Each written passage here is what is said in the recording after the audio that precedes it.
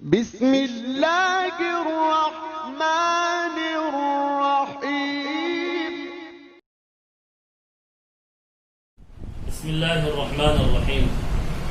الحمد للہ وحدہ والصلاة والسلام على من لا نبی بعدہ فاعوذ باللہ من الشیطان الرجیم بسم اللہ الرحمن الرحیم وَلِكُلِّ أُمَّةٍ جَعَلْنَا مَنْسَكًا لِيَذْكُرُوا اسْمَ اللَّهِ عَلَى مَا رَزَقَهُم مِّن بَهِيمَةِ الْأَنْعَامِ موجودہ حالات میں ملک کے مختلف علاقوں میں وبائی امراض اور لاک ڈاؤن کی وجہ سے قربانی جیسے اہم فریضے کو ادا کرنا بہت سارے علاقوں میں مشکل بلکہ ناممکن سا نظر آ رہا ہے۔ اس لیے ایسے حالات میں قربانی کے اس اہم فریضے کو کس طرح ادا کیا جائے اس کو جان لینا بہت ضروری ہے۔ سب سے پہلی بات یہ ہے کہ قربانی ہر صاحب نصاب عاقل بالغ مرد و عورت پر واجب ہے، اور شریعت کی اصطلاح میں صاحب نصاب اس شخص کو کہتے ہیں جس کے پاس 612 گرام 336 ملی گرام یا تولے کے حساب سے 61 تولہ 2 گرام 36 ملی گرام چاندی یا اتنی مالیت کا سامان تجارت یا ضرورت سے زائد چیزیں اس کے پاس ہو جس کی مقدار تقریباً 32,000 روپے ہوتی ہے، یعنی ضروریات زندگی کے علاوہ کرائے کے مکانات، زمین، مال تجارت، سونا چاندی، رقم وغیرہ جس کی قیمت تقریباً 32,000 روپے اگر ہو جائے تو ایسے شخص پر قربانی کرنا واجب ہوتا ہے۔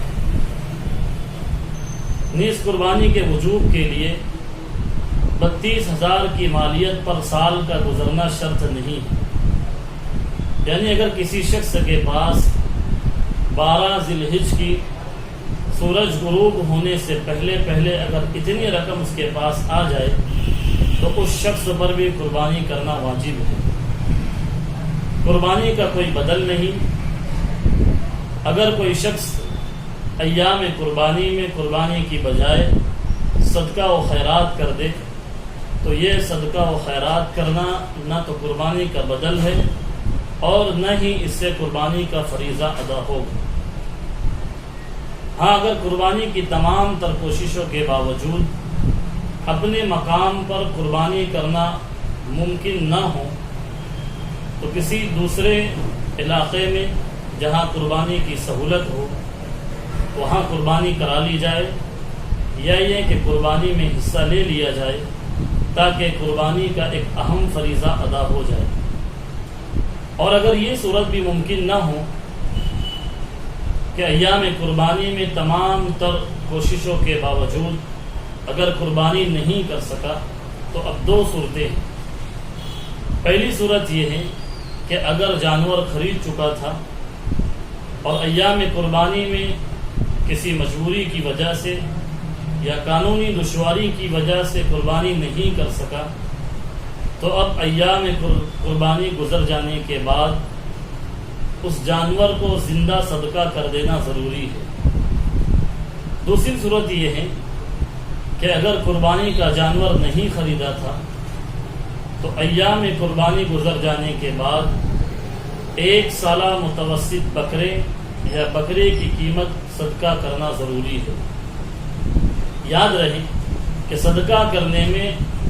بڑے جانور کے 7ویں حصے کی قیمت صدقہ کرنا کافی نہیں ہوگا۔ مثال کے طور پر اگر بڑا جانور 7,000 کا ملتا ہے اور کوئی شخص 1,000 روپیہ صدقہ کر دے تو یہ صدقہ کرنا درست نہیں ہے،